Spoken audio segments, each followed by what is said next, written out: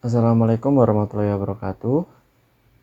Perkenalkan kami dari kelompok 3 Manajemen Proyek Kelas B dengan saya MPK Raffi Wahyudi dengan NIM 23060511006.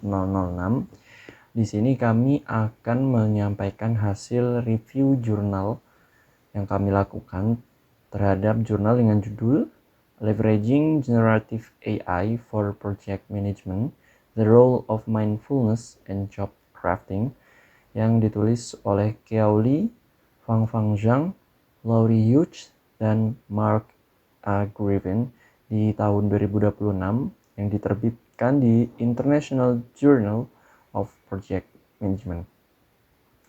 Baik, secara umum, artikel ini membahas mengenai peran generatif AI di dalam project management dan juga bagaimana sih peran emotional well-being seorang manusia, seorang project manager dalam menjalankan tugasnya sebagai di project management. Nah, di artikel ini disebutkan dan diketahui bahwa terjadi peningkatan investasi proyek-proyek global yang angkanya hampir mencapai 48 triliun US dollar per tahunnya.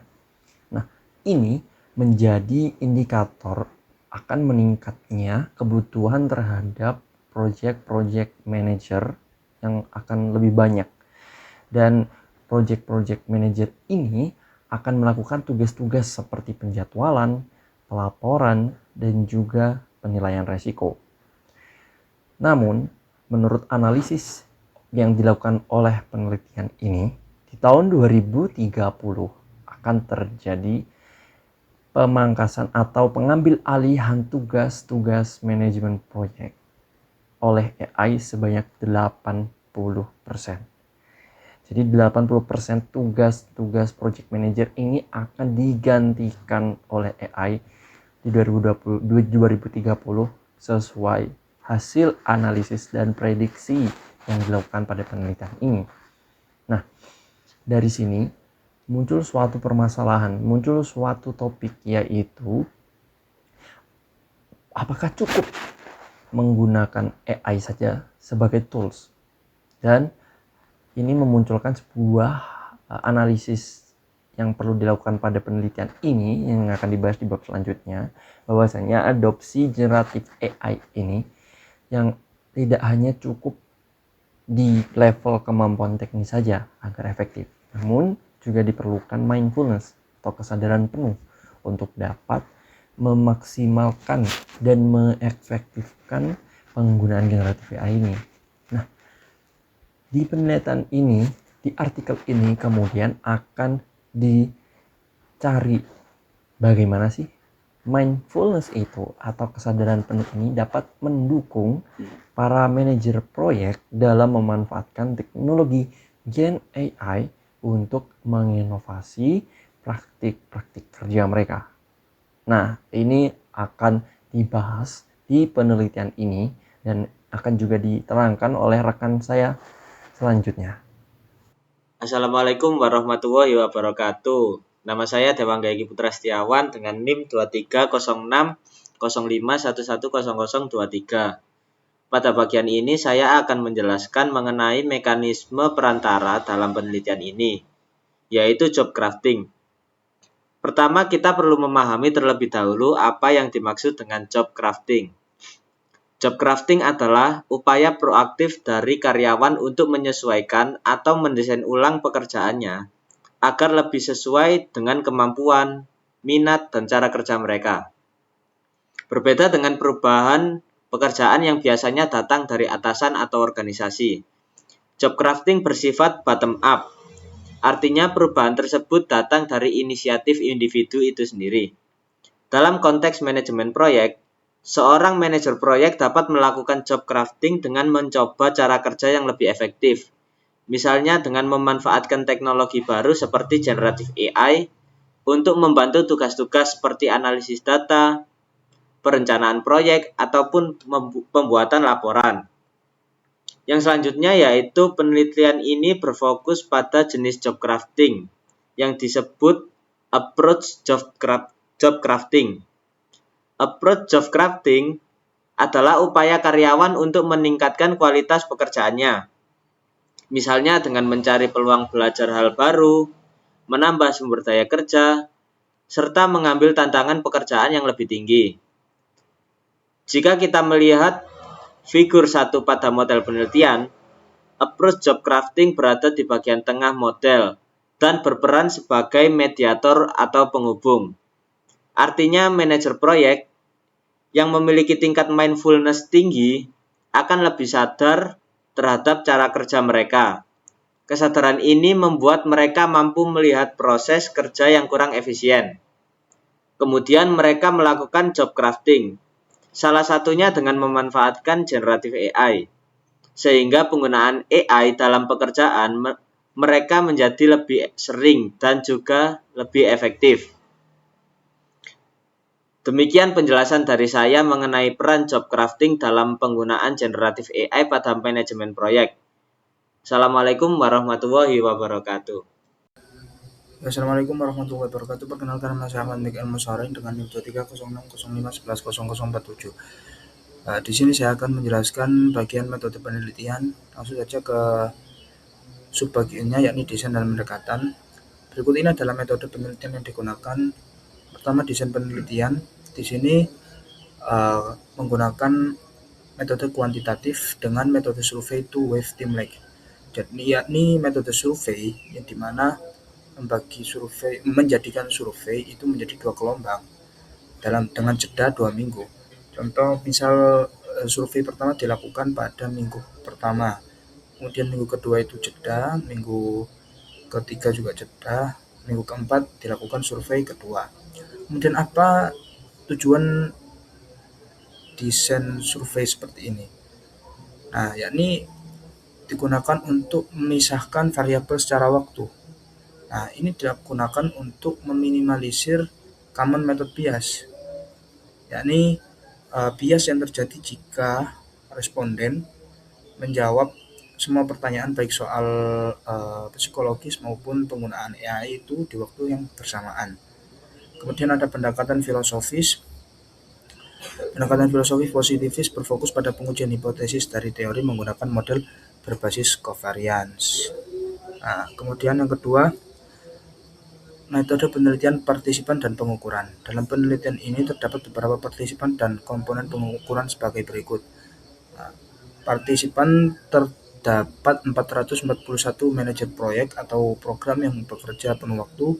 Kemudian instrumen skala Likert 5 poin diukur pada 2 titik waktu, T1 dan T2. Kemudian pengumpulan data pada T1 mengukur tingkat mindfulness, approach job crafting, kompleksitas proyek, dan ketidakpastian proyek. Pengumpulan data T2 mengukur frekuensi dan efektivitas penggunaan Gen AI, pengetahuan Gen AI, dan kebijakan Gen AI. Nah, semua pertanyaan itu diukur menggunakan skala Likert 5 poin. Jadi misalnya untuk angka 1 itu sangat tidak setuju, kemudian angka 5 sangat setuju, seperti itu. Kemudian pengumpulan data di T1, di T2. Pada T1, peneliti mengukur kondisi internal dan lingkungan kerjanya, yaitu tingkat mindfulness, approach job crafting, serta tingkat kompleksitas dan ketidakpastian proyeknya. Nah, 2 minggu kemudian, di gelombang kedua, baru diukur outcome-nya, yakni seberapa sering dan efektif mereka menggunakan Gen AI tersebut. Kemudian lanjut slide ketiga. Nah, kemudian pada bagian analisis data. Berikut merupakan metode dan perangkat lunak yang digunakan dalam analisis data. Perangkat lunak yang digunakan adalah M+ versi 8.3. Kemudian menggunakan uji validitas menggunakan konfirmasi faktor analis untuk memastikan struktur konstruk variabel, uji mediasi dan moderasi menggunakan PET analis dan estimasi bootstrap dengan 10.000 iterasi dan interval kepercayaan 95%. Jadi untuk mengolah data, peneliti menggunakan software M+ 8.3. Kemudian sebelum masuk ke pengujian utama, peneliti menggunakan confirmatory factor analysis atau CFA untuk memvalidasi apakah struktur pertanyaan-pertanyaan survei tersebut benar-benar akurat dalam mengukur variabel-variabel psikologis yang diteliti. Kemudian uji mediasi bertujuan untuk membuktikan hipotesisnya. Peneliti melakukan PET analis dan uji bootstrap dengan 10.000 iterasi. Metode ini sangat kuat untuk melihat jalur hubungan antar variabel. Apakah efeknya dimediasi, maksudnya itu lewat perantara, atau dimoderasi, artinya diperkuat atau diperlemah oleh variabel lain. Sekian video presentasi dari saya. Kurang lebihnya mohon maaf. Wassalamualaikum warahmatullahi wabarakatuh. Oke, Assalamualaikum warahmatullahi wabarakatuh. Perkenalkan, nama saya Fajar Triatmojo dengan NIM 220605111052. Di sini saya akan melanjutkan penjelasan dari teman saya mengenai hipotesis penelitian efek mediasi. Dimulai dari mindfulness, manfaat inti berhubungan positif dengan pengguna Gen AI, dimediasi oleh approach job crafting. Selanjutnya, mindfulness, keinginan berhubungan positif dengan penggunaan Gen AI dimediasi oleh approach job crafting. Oke, slide selanjutnya, hipotesis penelitian bagian moderasi karakteristik proyek. Berikut ini merupakan hipotesis mengenai peran moderasi karakteristik proyek. H2A dan H2B atau hipotesis A dan hipotesis B. Kompleksitas proyek memperkuat hubungan positif antara mindfulness, manfaat inti, dan keingintahuan dengan approach job crafting. Dan yang bagian ketiga, ketidakpastian proyek memperlemah hubungan positif antara mindfulness atau manfaat inti dan keingintahuan dengan approach job crafting. Hipotesis penelitian moderasi faktor ekosistem AI atau hipotesis keempat. Pengetahuan Gen AI memperkuat efek positif dari approach of crafting terhadap penggunaan Gen AI. Selanjutnya, kebijakan Gen AI. Organisasi memperkuat efek positif dari approach of crafting terhadap penggunaan Gen AI. Oke, sekian dari saya. Wassalamualaikum warahmatullahi wabarakatuh. Oke, Assalamualaikum warahmatullahi wabarakatuh. Saya Naufal Maulana Rafiq dengan NIM 230605110003. Jadi kita masuk ke dapur penelitian ini. Ada yang bertanya nih, emang iya mindfulness itu bikin project manager lebih jago pakai AI? Jawabannya belum tentu. Mari kita bahas. Jadi di sini mindfulness ini butuh jembatan. Tidak sendiri dia butuh jembatan yang namanya job crafting. Alurnya gini nih. Project manager yang mindful itu secara sadar mereka lebih tahu di mana letak kesalahan pada project mereka. Jadi mereka melakukan perancangan ulang cara kerja mereka, job crafting, dan memaksimalkan penggunaan AI. Nah, jadi ibaratnya gini, mindfulness ini sebagai pemicu, job crafting ini aksi nyatanya.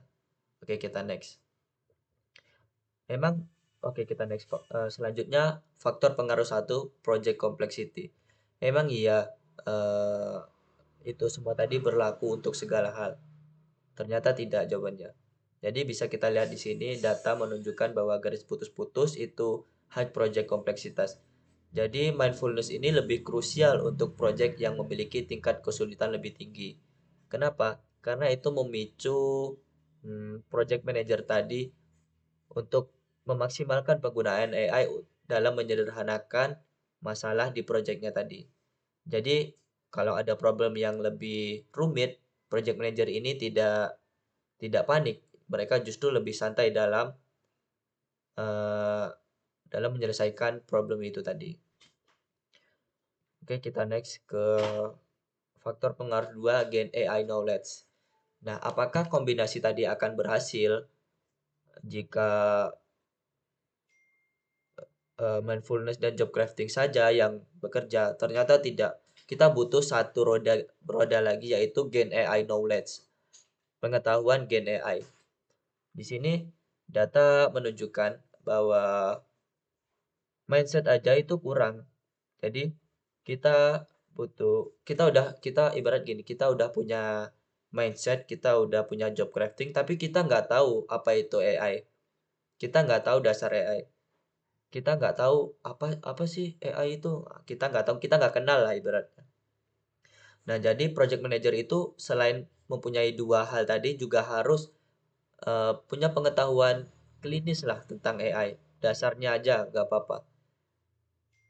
Ya minimal tahu dasarnya. Jadi tiga roda tadi ini bisa berjalan jika semuanya tercukupi. Oke, sekian dari saya. Assalamualaikum warahmatullahi wabarakatuh. Baik, sebelumnya perkenalkan nama saya Diki Soebul Fala Al-Fajar dengan NIM 230605110024. Nah, dari materi dari kita, saya akan menyampaikan kesimpulan dan saran.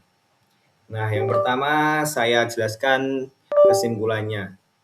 Jadi, yang pertama peran mindfulness, yaitu membantu manajer proyek beradaptasi dengan penggunaan Gen AI.